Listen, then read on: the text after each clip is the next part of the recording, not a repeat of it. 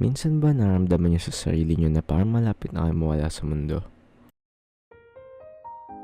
Ako kasi lagi ako nakakaramdam ng pananakit sa puso at hirap sa paghinga. Hi, ako si George. 20 years old na ako ngayong taon at pakiramdam ko nanghihina na yung katawan ko. Naramdaman ko na din na malapit na ako mawala sa mundo.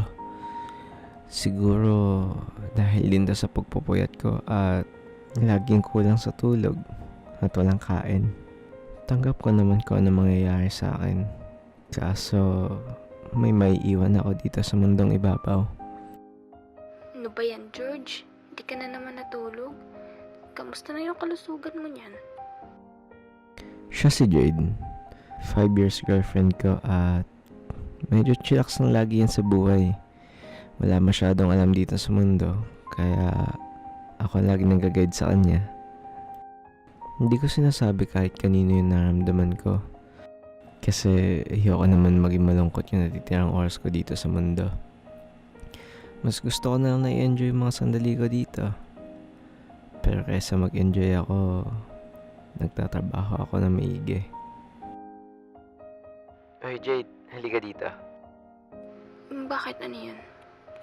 Ituturo ko sa'yo lahat ng nalalaman ko sa business ko. Ba't mo naman ituturo? Para maging ikaw mag-handle dito in case na wala ako. Ha? Ba't ka naman mawawala? In case na nasa ibang bansa ako. Siyempre, kailangan may mag-handle nito. Sige. Try ko.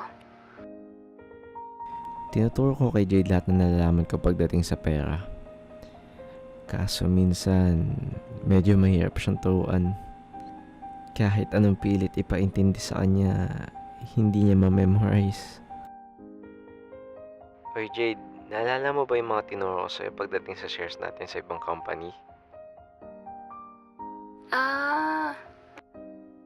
Hindi mo na-memorize, no? Ano nga ba yun?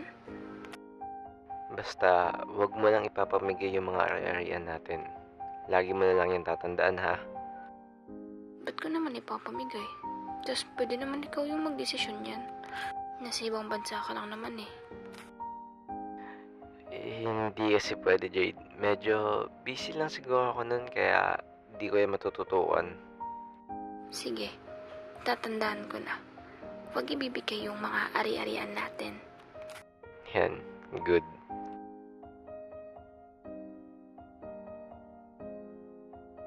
Tumagal na ng 1 taon. At kahit papaano buhay pa din ako. Na-handle ko na maayos lahat ng kailangan ko gawin. Kaso, mas ramdam ko na ngayon yung panghihina ng katawan ko. Nagpapacheck up naman ako lagi mag-isa. Pero, lagi sinasabi ng doktor na okay lang naman daw katawan ko. Wala naman daw problema. Siguro, kulang lang daw ako sa pahinga. Hindi ko alam kung matutuwa ba ako dun eh. Kasi wala naman daw problema. Pero ramdam ko talaga yung pagsikip ng puso ko at hirap sa paghinga. Kaya hindi ako tumigil sa pagtuturo kay Jade ng mga nalalaman ko. Gusto ko kasi pag nawala na ako dito nasa mabuti siyang kalagayan. Lalampa-lampa kasi to eh. Baka makawawa lang to dito kapag nawala na ako. Oy Jade, may training ako para sa'yo. Ano yun? Naalala mo ba yung shop natin sa may Cavite? Yung bagsak presyo business? Oo, yun. Buti naalala mo. O bakit? Ano meron? Gusto ko ikaw mag-handle ng store natin dun. Para training mo muna. Paano yung training ko dun? Ikaw yung magiging manager dun. At ikaw mag-handle ng mga bibilin dun. Dapat tutubo ka ha. Huwag palugi. Hindi. Baka magkamali ako. Okay lang. Basta experience.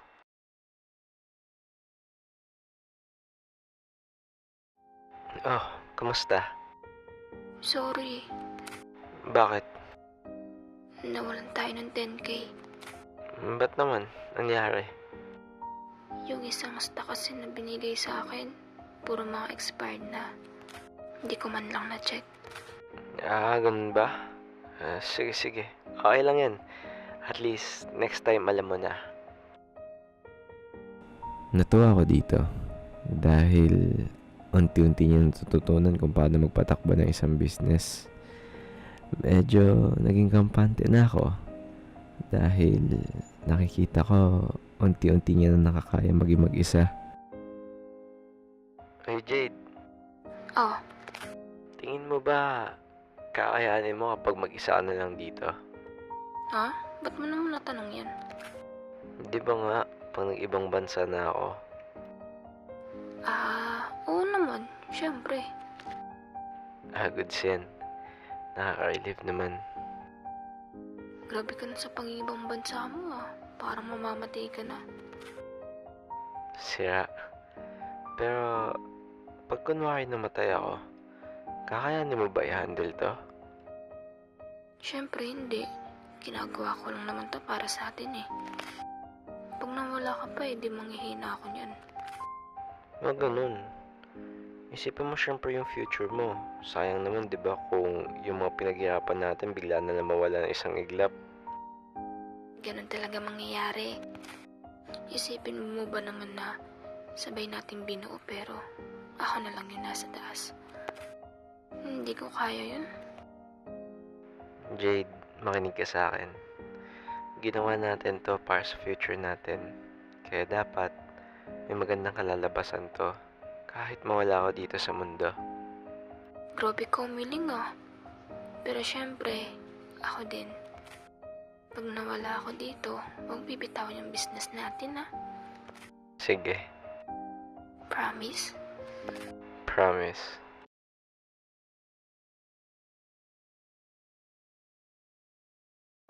Isang buwan na nakakalipas at naramdaman ko na itong buwan na ako mawawala. Kumakain ako nung nahimatay ako. Pero nagising ako makalipas ng isang oras dahil narinig ko yung phone ko na may tumatawag sa akin. Ibang number nakalagay sa phone ko at hindi ko kilala kung sino yung tumatawag sa akin. Sinagot ko ito at nagulat ako sa sinabi na nagsasalita. Hello po, sir. Kayo po ba si George?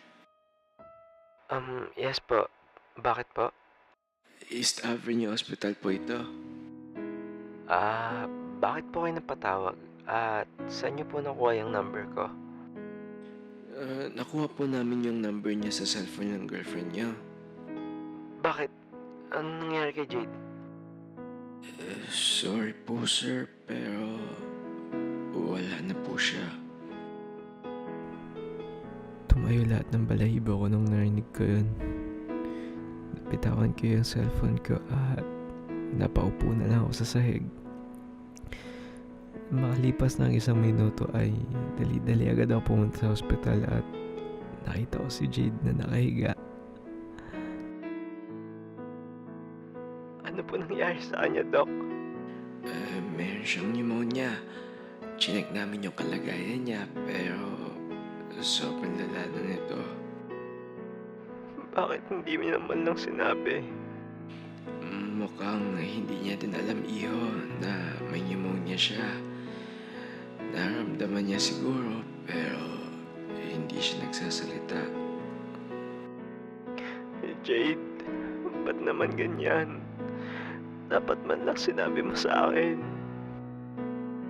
Dito nga pala sa cellphone niya may nakabukas na note at tingin ko para sa'yo to, iho. Hi George, si Jade to. Tingin ko, hindi na ako masyadong magtatagal dito sa mundo.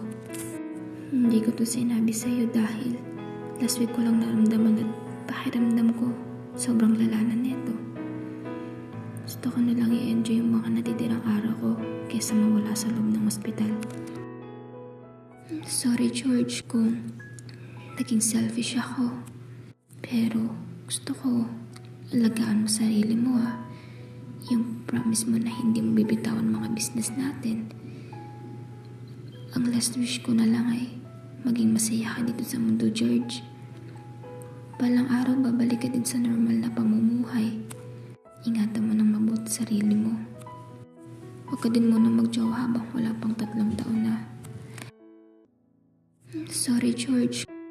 Mahal na mahal kita. Ang lakas nga naman ng karma, oh. Ginawa niya sa akin yung nasa isip ko. Sana pala, in-enjoy na lang natin yung pagsasama natin. Sorry, Tin Jade. Sorry sa lahat. Mahal na mahal din kita. Hanggang sa muli. Paalam.